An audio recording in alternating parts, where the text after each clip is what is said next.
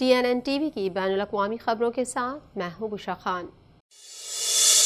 Canada کے صحافتی اداروں نے حکومت سے مطالبہ کیا ہے کہ وہ میٹا کی جانب سے خبریں بلاک کرنے کی تحقیقات کرے۔ مزید جان لیتے ہیں اس رپورٹ میں۔ کینیڈا کے صحافتی اداروں نے حکومت سے مطالبہ کیا ہے کہ وہ میٹا کی جانب سے خبریں بلاک کرنے کی تحقیقات کرے۔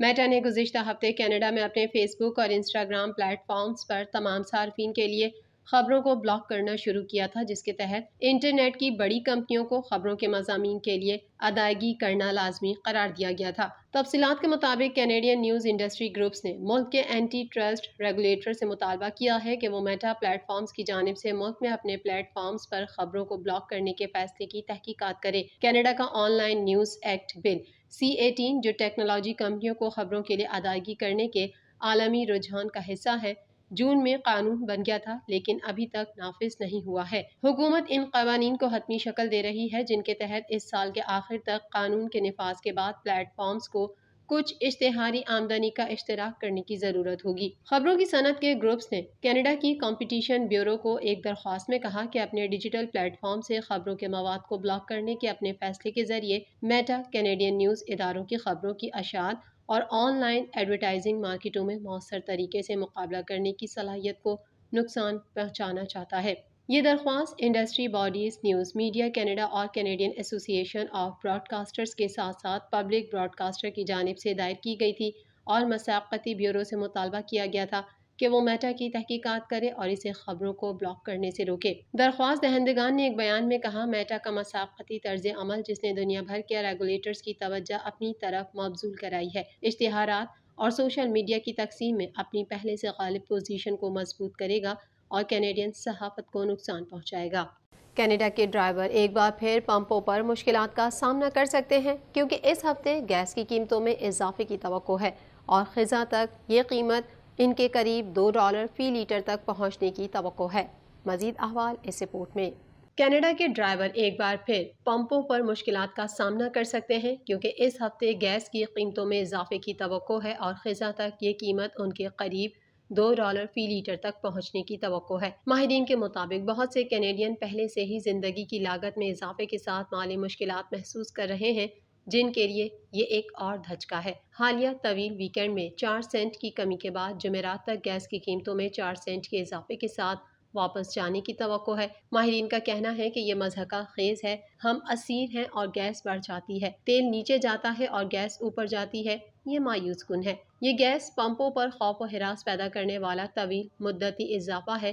ستمبر تک قیمتیں اس وقت سے 20 سینٹ زیادہ ہو سکتی ہیں۔ کینیڈین آٹو موبائل ایسوسی ایشن کا کہنا ہے کہ سردیوں کے مہینوں میں گیس کی قیمتیں کم ہوتی ہیں لیکن موسم بہار، موسم گرما اور خزاں میں کم دن اور خراب موسم کی وجہ سے کم ڈرائیونگ کے موسمی انداز کی وجہ سے زیادہ رہتی ہیں۔ یہ تیل کی کم قیمت کے ساتھ مل کر گیس کی قیمتوں کو کم کرنے کے لیے جانا جاتا ہے، تاہم اس سال اس کے برعکس ہونے کا امکان ہے۔ کمزور کینیڈین ڈالر ایندھن کی قیمت میں 28 سینٹ فی لیٹر کا اضافہ کر رہا ہے۔ وفاقی حکومت کا کاربن ٹیکس بھی ہر لیٹر پر 14 سینٹ کا اضافہ کرتا ہے۔ گزشتہ جون میں گیس کی قیمتیں $2.15 فی لیٹر پر پہنچ گئیں کیونکہ کووڈ-19 پابندیاں ختم ہونا شروع ہوئیں۔ ماہرین کو یقین نہیں ہے کہ اس سال قیمتیں ان سطحوں تک پہنچ جائیں گی۔ موسمیاتی تبدیلی کی وجہ سے کینیڈا بھر میں شدید گرمی کے واقعات میں اضافے کے سبب آنٹیریو صوبے میں کارکنوں کو گرمی سے متعلق بیماریوں سے بچانے کے لیے ضوابط تجویز کیے جا رہے ہیں۔ مزید تفصیلات اس رپورٹ میں۔ موسمیاتی تبدیلی کی وجہ سے کینیڈا بھر میں شدید گرمی کے واقعات میں اضافے کے سبب آنٹیریو صوبے میں کارکنوں کو گرمی سے متعلق بیماریوں سے بچانے کے لیے ضوابط تجویز کیے جا رہے ہیں۔ مجوزہ بل پیشہ ورانہ صحت اور حفاظتی ایکٹ کے تحت تمام کام کی جگہوں کے لیے مختلف تقاضوں کے ساتھ، جہاں OHSA لاگو ہوتا ہے، ایک اسٹینڈ الون گرمی کے دباؤ کا ضابطہ متعارف کرائے گا۔ تجویز کے تحت کام کی جگہوں کو گرمی کا تعین کرنے کے لیے استعمال کیے جانے والے طریقوں کے مطابق ہلکے سے بہت زیادہ کام کے بوجھ کے لیے گرمی کے دباؤ کے اثرات کی حدود کی تعمیل کرنے کی ضرورت ہوگی۔ آجروں سے گرمی کی نمائش کو کنٹرول کرنے کے اقدامات کو نافذ کرنے اور کارکنوں کو گرمی سے متعلقہ بیماریوں کی علامات کو پہچاننے کے بارے میں معلومات اور ہدایات فراہم کرنے کی بھی ضرورت ہوگی۔ وزارت محنت، امیگریشن، ٹریننگ اور ہنر کی ترقی کی تجویز میں کہا گیا ہے کہ اس طرح کے ضوابط کے اثرات کا جائزہ لینے کے لیے ایک تجزیہ جاری ہے۔ وزارت کا کہنا ہے کہ شدید گرمی کے واقعات اونٹاریو میں کارکنوں کے لیے صحت کا بڑھتا ہوا خطرہ ہیں اور گرمی کی لہریں اور گرمی سے متعلقہ بیماریاں زیادہ بار ہونے کا امکان ہے۔ روس نے نیٹو کو سخت انتباہ دیتے ہوئے کہا ہے کہ ہم یوکرین میں اپنی شرائط پر امن قائم کریں گے، فوجی آپریشن سے تمام اہداف حاصل کر سکتے ہیں۔ مزید جان لیں گے اس رپورٹ میں۔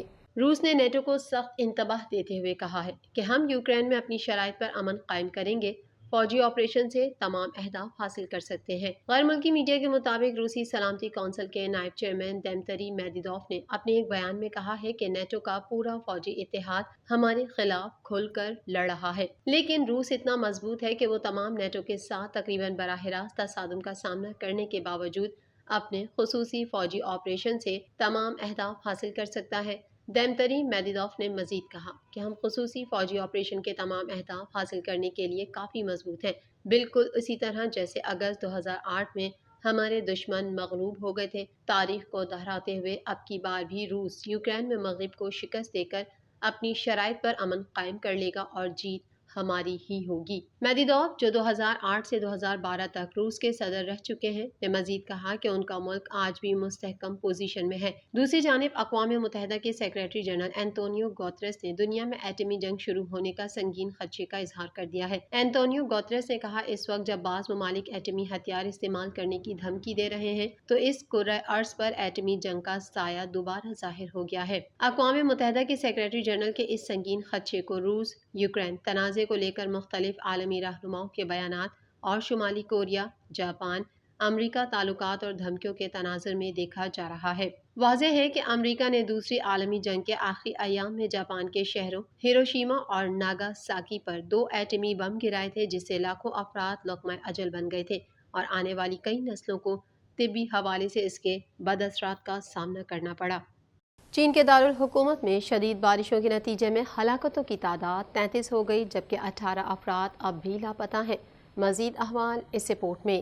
چین کے دارالحکومت میں شدید بارشوں کے نتیجے میں ہلاکتوں کی تعداد 33 ہو گئی جبکہ 18 افراد اب بھی لاپتہ ہیں۔ عالمی خبر رساں ادارے کے مطابق بیجنگ میں ہونے والی ریکارڈ توڑ بارشوں میں مزید 33 افراد ہلاک ہو گئے جبکہ 18 افراد تاحال لاپتہ ہیں۔